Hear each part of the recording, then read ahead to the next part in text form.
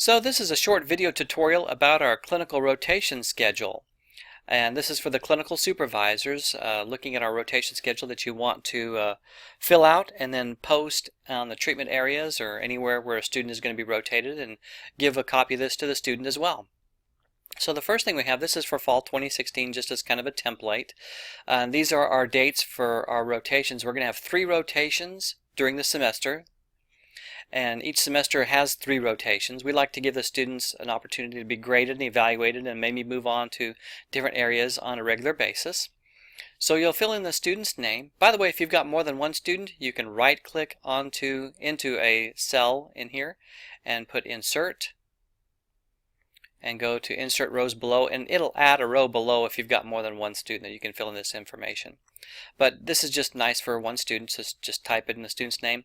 And the first rotation, we'll want them to spend on a linear accelerator. We've got small little objectives for them to accomplish in their first rotation. And the last rotation we want on a linear accelerator as well. And we've got a little bit more complex objectives there, just a little bit more. And then the middle rotation, we want the student to get to experience some opportunities outside the radiation therapy department, so they get to see how the team works together. And this non-radiation therapy rotation, we're going to have one in the spring semester also. And in this fall semester, we can either do like a good lengthy radiation oncology nursing rotation, where the student spends time shadowing basically radiation oncology nurse. So we'll visit with you about that and need your help in getting that set up. Or we can have rotations that include like a day or half a day in several different areas like reception, dietitian, social worker, and they can spend some time, if they're not already radiography certified, they can spend some time in a radiology department. So we'll visit with you about those kinds of options for the non-radiation therapy rotations in the first and second semester, and then we'll be done with all those kinds of things. This non-radiation therapy rotation, this is not for dosimetry though. We'll have a specific dosimetry rotation in later semesters, once the students had a good chance to have some classes under their belt and understand dosimetry better before they get into that rotation. So our clinical days are Mondays and Fridays. There's a handful of students that have already contacted me to see if they could possibly do Mondays and Thursdays because of work schedules.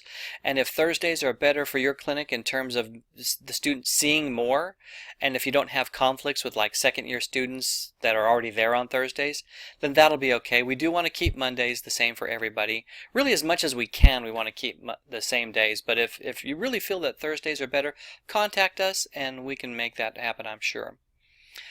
Here's non-radiation therapy areas and hours for fall semester. So if the student goes to radiology, for instance, then they might be, instead of like 7:45 to 5 o'clock, by the way, those are our typical days, 7:45 to 5 o'clock, then they might be better suited to doing like a 7 o'clock to 3 o'clock, depending on how the hospital does their rotations. So each non-radiation therapy rotation area might have separate little hours. By the way, the 7:45 to 5, you can fudge on this yourself a little bit if you want to. If it's better for the student to come in at 8 o'clock, or if you want the student to come in at 7:30 to observe and assist with QA procedures, that's fine.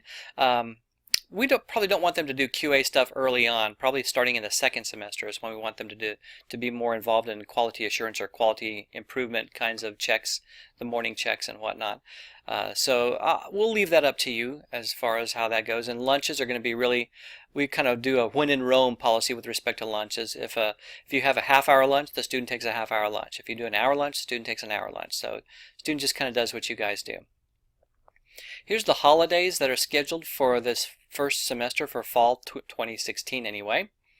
And we have, starting off this year, this is brand new for us, and in addition to having a spring break that's a week long in the spring, we're going to have a fall break. So it's just like spring break, it's just in the fall semester, so students get a week off in the middle of the semester basically, and they also get a couple of days for Thanksgiving break as well.